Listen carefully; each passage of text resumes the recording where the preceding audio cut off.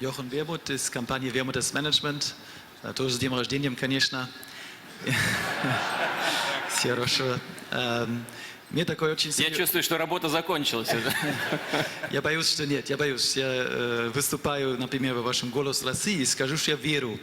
Я верю в тем, что Владимир Владимирович понимает, какие проблемы в России, и что собирается реально их решать.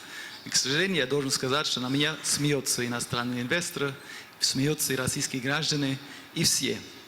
И поэтому я вас спрошу, серьезно спрошу, какая у вас идея по поводу того, что я не осталась дураком, что действительно вам нужно верить. Какой сигнал вы могли бы подать, чтобы такие вопросы решить, как господин Бондерман сказал. Россия пока из 170 стран... Выключил меня.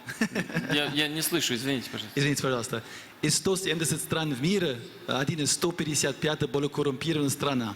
Какая? 155 место, 20 По какому показателю? Мировой банк, рейтинг по коррупционности России. Понятно. 155. Ужасное место. У вас был шанс 12 лет действовать в правительстве. За 12 лет, к сожалению, с коррупцией никто не разбирался. Коррупция растет. Это ужасно. Я как немец, конечно, тоже коррупция. У нас даже был законом сдавать взятки и могли бы еще списать его с налога до 99 год. То есть мы знаем, как делать коррупцию. Но бороться с ним реально вы будете. Какие у вас идеи, чтобы реально содерживать в России тех людей, которые вам нужны? Я тоже читал эту статистику. Был 7%, теперь 22% россиян хотят уходить. Тех людей, которые вам нужны на модернизацию, их надо, что они оставили здесь. Какая у вас идея, например, цель? Стать номер один, как Дания, по индикатору Мировой банк. Или поступить в Мировую торговую организацию. Или поступить в НАТО. Или поступить в Евросоюз. Я должен докладывать, что министр вашего правительства спросит у меня, немец, идти в Германию купить ему медикаменты за 15 евро. Почему? Потому что он сам не верит, что здесь Россия может купить честный препарат. Да? Нам нужна обязательность, законодательность, законопослушность России. Как вам идея поступить в Евросоюз, НАТО, ВТО, что-то, какой-то ясный сигнал, чтобы умные русские могли остаться и умные иностранные инвесторы могли прийти сюда? Я был бы вам очень признателен, не люблю, когда меня смеются. Спасибо. С днем рождения.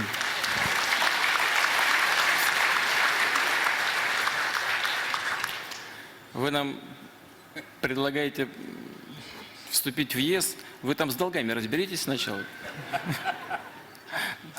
Куда вступать-то, я не понимаю. Хотя, конечно, мы отдаем себе отчет в уровне и качестве жизни в европейских странах, в России, в стабильности, в защищенности социальной.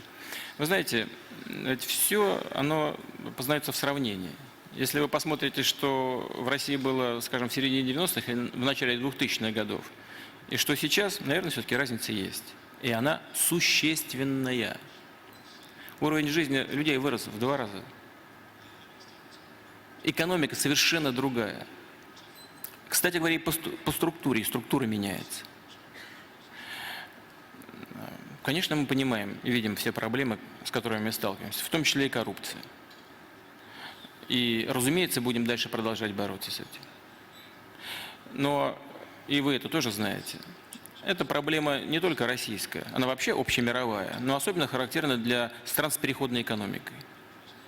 Вот очень многие вещи у нас еще не урегулированы в законе. Очень многое зависит от уровня материального благосостояния сотрудников правоохранительной сферы. Но это все у нас тоже меняется. У нас вот со следующего года уже существенный рост заработных плат в правоохранительной сфере. Мы очень рассчитываем на то, что это тоже отразится на снижении уровня коррупции. Прежде всего в правоохранительных структурах. Что люди будут больше дорожить своим рабочим местом. Другие их будут лучше контролировать. Общественность будет контролировать больше.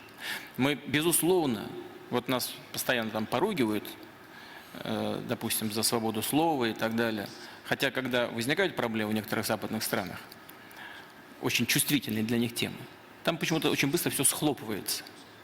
Я очень хорошо помню, хорошо картинку, когда шли боевые действия в Грузии, значит, когда Грузия напала на Южную Осетию, и когда там 2 осетинские женщины, молодая девочка и ее старшая, да, племянница там и тетя, да, выступали по телевидению, и когда их начали зашукивать, и потом в конце концов выключили эфир.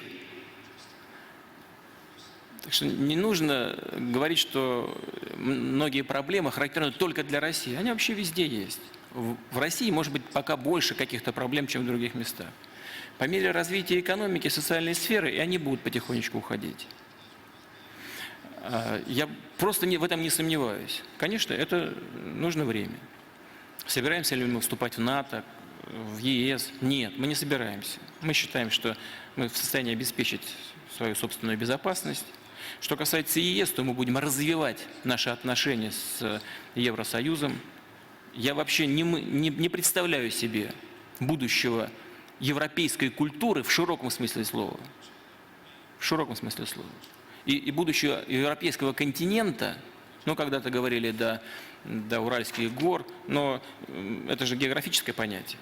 А вот европейская культура и Европа в этом смысле слова, она простирается гораздо дальше, до Тихого океана, потому что там живут главным образом русские люди, ну, люди других национальностей, но люди европейской культуры, даже если они исповедуют другую религию. Но в целом это люди европейской культуры. Вот это все единое пространство. Я просто не представляю себе, как вот люди этого культурного пространства смогут сохранить себя в качестве достойного центра мировой политики и силы, не объединяя усилия для будущих поколений.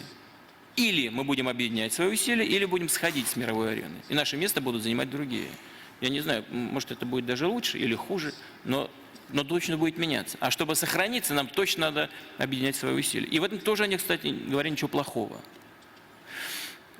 Так что мы будем строить, допустим, зону свободной торговли с Евросоюзом на первом этапе. Дальше развивать эти интеграционные процессы. Но чего мы ставим в качестве основной задачи? Это не вступление в какие-то альянсы и решение каких-то других политико-административных задач. Главная задача России – это повышение уровня благосостояния своих собственных граждан. Вот на это мы и будем ориентироваться. И я уверен, что действуя последовательно, количество бедных, живущих за чертой бедности за последние годы, вы знаете, у нас насколько уменьшилось? Значительное количество, значительное. Мы и дальше будем двигаться в этом направлении. Но мы понимаем, что добиться этой задачи, ее решения, кардинального повышения жизненного уровня граждан страны, мы можем только обеспечивая высокие темпы экономического роста. А что для этого мы собираемся делать, я об этом рассказывал.